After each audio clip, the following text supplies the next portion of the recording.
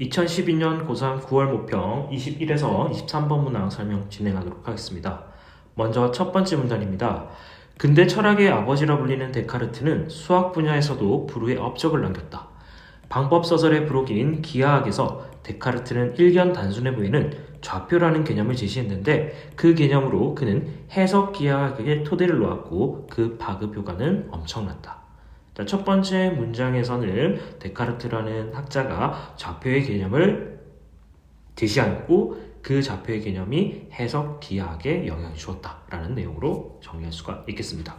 수학자 랑주는 이에 대해 기하학과 대수학이 서로 다른 길을 걸어오는 동안에 두 학문의 발전이 느렸고 적용 범위도 한정되어 있었다. 그러나 두 학문이 길동무가 되어 함께가면서 서로 신선한 활력을 주고받으며 완벽을 향해 빠른 발걸음을 옮기고 있다라고 묘사하였다. 자, 그렇다면 두 번째 문장 랑주의 말에서 기하학과 대수학은 원래 서로 동떨어진 학문이었는데 데카르트의 좌표 개념으로 인해서 서로가 연결되게 되었고 그 발전 속도를 빠르게 할 수 있었다라고 정리할 수가 있겠습니다. 두 번째 문단입니다. 데카르트의 업적을 기리기 위해 직교하는 직선들을 만드는 좌표계를 데카르트 좌표계라 부른다. 통상적으로 이 좌표계의 가로축은 x축, 세로축은 y축이라며 두 축이 교차하는 지점을 원점이라고 한다. 이것을 3차원으로 확장하려면 x축과 y축을 포함하는 평면에 수직으로 원점을 지나도록 z축을 세우면 된다. 자, 두 문장을 정리하자면은 데카르트 좌표계에 대한 설명이었고 x축과 y축이 서로 수직으로 만나게 하는 지점, 그 지점을 원점으로 하고 그 원점을 다시 수직으로 지나게 하여 z축을 설정하면 3차원으로 그래프를 만들 수 있다라고 설명하고 있었습니다. 데카르트는 방 안에 날아다니는 파리의 순간적인 위치를 나타낼 방법을 찾다가 이 좌표 개념을 생각해냈다고 한다. 서로 직교하는 세 평면의 각각에서 파리가 있는 곳까지 거리를 알면 파리 위치가 정확하게 결정되는 것이다. 누군가 목표 지점까지 가는 방법을 알려달라고 했을 때 동쪽으로 3블록, 북쪽으로 2블록 가시오 라고 대답했다면 당신은 데카르트 좌표계를 사용하고 있는 셈이다. 그래서 데카르트 좌표계를 발견하게 된 계기에 대해서 설명하고 있고 실사용 사례를 설명하고 있었습니다. 세 번째 문단입니다.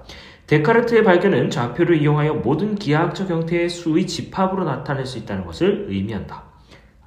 기하학적 형태를 수로 나타낼 수 있다는 걸 정리할 수가 있겠습니다. 가령 좌표 평면 위에 원점에서 5만큼 떨어져 있는 모든 점을 연결하면 원이 얻어진다. 피타고라스의 정의를 이용하면 이 원 위에 있는 점 xy는 원의 방정식 x제곱 플러스 y제곱은 5의 2승을 만족한다는 것을 쉽게 증명할 수 있다. 그러니까 데카르트 좌표계를 이용해서 좌표와 데카르트 방정식을 통해 원의 방정식을 설명할 수 있다라는 내용으로 정리할 수가 있겠네요. 이 원의 4,3이라는 점은 4의 2승 플러스 3의 2승은 5의 2승으로 이 방정식을 만족시킨다. 이렇게 대수학의 방정식으로 평면 위의 도형을 정확하게 나타낼 수 있다. 수학의 방정식으로 도형을 설명할 수 있다라는 게 이 문단의 중심 내용으로 정리할 수가 있겠습니다. 네 번째 마지막 문단입니다. 전통적으로 도형을 다루는 수학을 기하학이었다. 고대 그리스의 이래 기하학은 자명한 명제인 공리에서 출발하여 증명을 통해서 새로운 정리들을 발견해가는 연역적 방법을 사용해왔다. 그렇지만 이러한 방법으로 도형을 다루는 것은 매우 까다로웠다. 자, 그러면은 이 네 줄에서는 전통 수학에 대해서 설명하고 있었습니다. 전통 수학은 기하학을 통해 가지고 증명을 이용해 어떤 새로운 정리들을 발견하는 연역적 방법을 사용했는데 그 연역적 방법은 증명의 과정이 매우 까다롭다는 단점을 가지고 있다라고 정리할 수가 있겠네요. 이 상황에서 데카르트가 좌표의 개념을 도입하자 직선, 원, 타원 등 여러 가지 도형을 대수학의 방정식으로 표현할 수 있게 되었고 이로부터 기하학과 대수학이 연결되어 근대적인 수학 발전의 토대가 된 해석 기하학이 탄생하였다. 자, 마지막 네 줄에서는 데카르트의 좌표 개념 도입으로 도형을 기하학을 대수 방정식으로 표현할 수 있게 되었고 이런 결과 해석 기하학의 탄생에 영향을 주었다라고 정리할 수가 있겠습니다. 전체 내용 한번 다시 정리해 보도록 하겠습니다. 자, 첫 번째 문단에서는 데카르트가 방법서설 브룩인 기하학에서 좌표의 개념을 제시하였고 그것이 기하학의 토대를 닦을 수 있긴 영향을 줬다라고 정리하였고 랑그라주의 말을 통해서 기하학과 대수학이 서로 영향을 주고받으며 발전할 수 있는 계기가 되었다라고 설명했습니다. 두 번째 문단에서는 데카르트 좌표기를 좀 설명했는데 X축과 Y축이 교차하는 지점은 원점이고 그 원점을 다시 수직으로 지나는 지점을 Y축으로 설정한다면 3차원 입체를 만들 수 있다라고 설명했습니다. 세 번째 문단에서는 좌표를 이용해서 모든 기하학적 형태를 수의 집합, 수로서 표현할 수 있다라고 했고 이런 대수학의 방정식을 이용해서 도형을 평면 위에 정확하게 그려낼 수 있다라는 장점도 설명했습니다.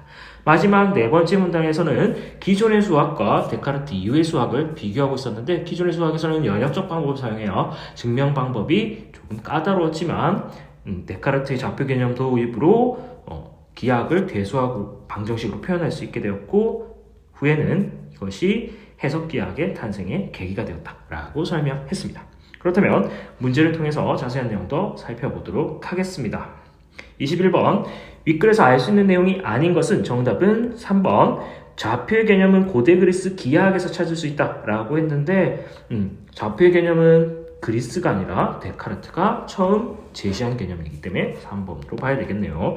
기역을 근거로 가장 적절한 것은 기역의 내용이 데카르트는 수학 분야에서도 불후의 업적을 남겼다. 어떤 영향을 남겼는가? 그러면 첫 번째 문단과 마지막 네 번째 문단에서 반복적으로 사용되고 있는 게 기하학을 대수학 연결시켰다라는 내용이 있었기 때문에 4번을 답으로 보는 게 맞을 것 같습니다. 23번입니다. 윗글을 바탕으로 보기를 이해하는 내용으로 적절하지 않은 것은 정답은 3번 원점으로부터 사무실까지 거리에 따라서 사무실의 호수가 정해진다 라고 했는데 사실 사무실 호수는 좌표의 개념을 통해서 호수가 결정되기 때문에 정답은 3번으로 체크하시면 될 것 같습니다. 자, 지금까지 2012년 고3 9월 모평 21번에서 23번 문항 설명 진행하였습니다.